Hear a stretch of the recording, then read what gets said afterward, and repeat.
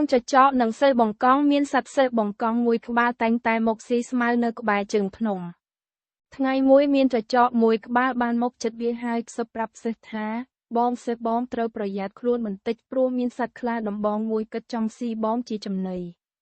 មិនយូរប៉ុន្មានមានខ្លាដំបងដ៏ធំមួយបានហក់បំរុងនិងចាប់ស៊ីសេះប៉ុន្តែសេះរត់យ៉ាងលឿនចូលទៅក្នុងវងបាត់ទៅ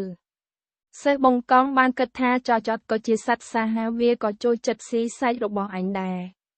ដូច្នេះវាជួយអញនេះប្រហែលជាចង់ឲ្យអញទុកចិត្តវារួចឆក់ឱកាសដែលអញភ្លេចខ្លួនវាស៊ីអញតាមតនសេះបង្កងក៏បានប្រុងប្រយ័ត្នចំពោះសត្វចចកទោះជាយ៉ាងនេះក្តីសេះបង្កងបានថ្លែងអំណរគុណដល់ចចក